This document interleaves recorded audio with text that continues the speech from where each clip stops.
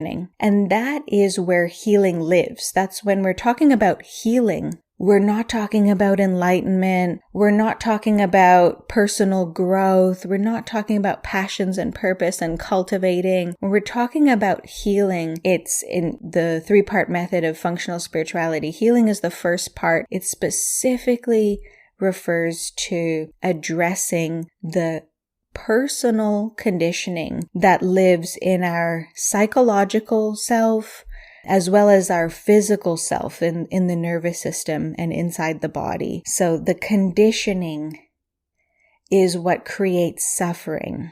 The experience of suffering is the experience of not being able to be free in the present moment, not being able to regulate in the present moment, feeling discomfort in the present moment due to the past. So how the past is conditioned our system, and that conditioning from the past is present in this moment now in an experience that feels uncomfortable or incredibly painful, the experience of suffering. Yet I and all of us, we're all told that deconditioning, that I was deconditioning, and I was promised freedom from suffering. I was promised love, an experience of love, of being a Buddha, of being compassionate, and all of these other things I was promised. Yet for years, almost 10 years, none of those tools connected me to the part of myself that needed healing and were the actual skills, tools, and framework that facilitate healing. They were all other tools. They were all energy tools or spiritual tools or awakening tools, enlightenment tools, or personal development tools that are about developing the person, not about resolving the conditions that live inside of our system from the past. There's an episode just last month about the clear path to awakening, which talks about the difference between awakening techniques and tools compared to healing techniques and tools, which is the most significant difference. So important for us to have that discernment. For me in 2018, then I had a mental health crisis, and I was, all of that management and spiritual coping mechanisms eventually didn't work anymore because I was actually running a lot of containers. I was running the studio. I was navigating relationships with my mom, with my partner, running a lot of really intense containers like long form and short intensive teacher trainings and silent retreats. I was running a small business at the age of 26. So there was a lot of really intense containers that I was running in. And I ended up in 2018 with a really big mental health crisis that really destabilized me. And it brought a lot of discernment to the big gap around mental health and the physical body inside of spirituality. It became very obvious. And even in modern science, mental health and the physical body, how it can really be treated, it's only now becoming a holistic field. Before, it hasn't, obviously, mental health has not been treated in the, hundreds of years that we've had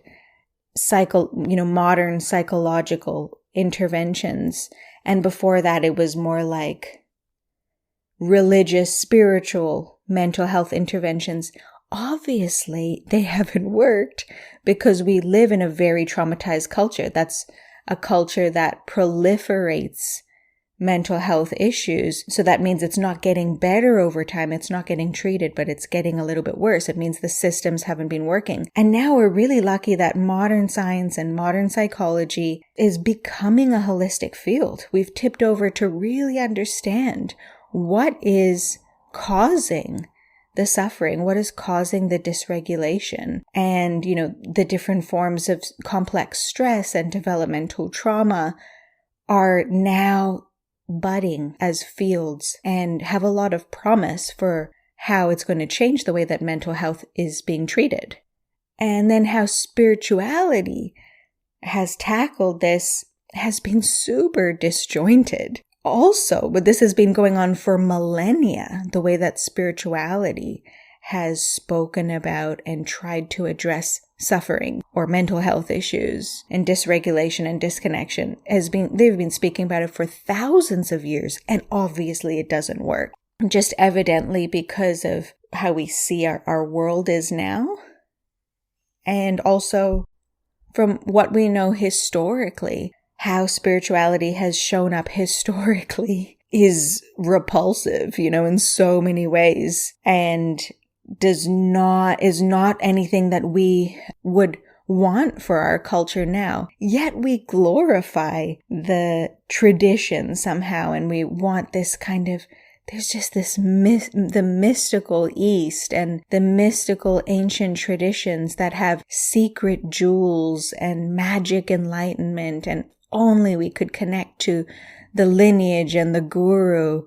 And that is a very archaic and problematic way of thinking about anything, a way of thinking about growth and spirituality and healing. Actually, we want to learn from the mistakes of the past.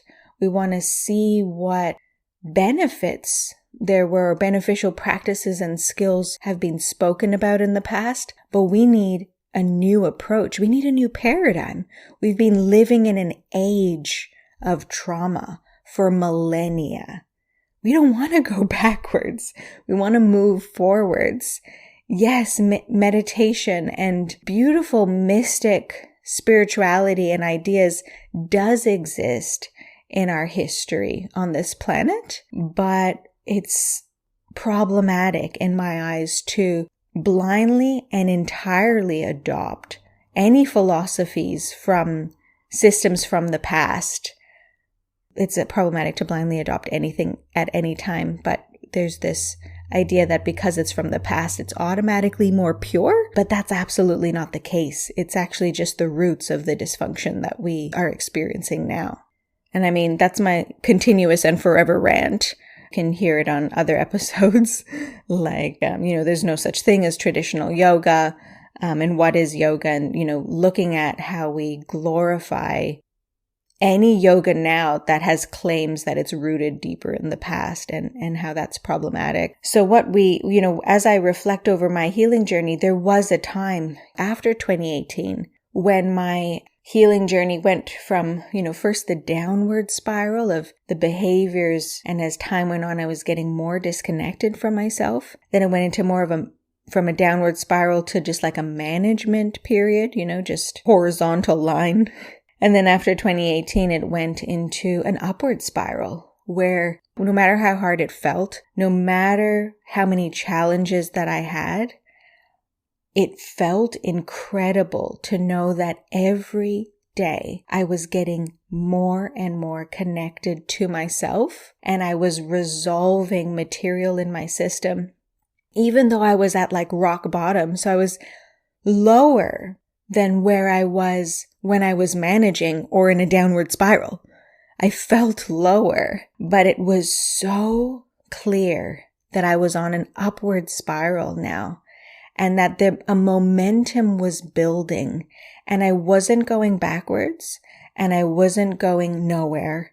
I was going upward. I was getting more connected to myself, and every day I was healing. I was actually on a healing journey. And that, looking back on that healing journey now, like looking at how much space I have now inside of my system, like the spaces that I can hold for people that are experiencing so much pain or toxicity or trauma, and they're deep in that, and the effortless, loving, connected space that I can hold around myself and that person now is, I guess, the evidence to me that there has been so much healing. Like, also because it hasn't been so long ago. It wasn't so long ago that I was in that deepest, darkest place. And to be able to just experience like, wow, I can feel the difference of like, wow, I can just hold this space. I feel so connected and so present in this space that normally would be triggering of the pain that was already inside me, and I wouldn't be able to cope. I wouldn't be able to handle it. wouldn't be present, wouldn't want to connect, would want to, get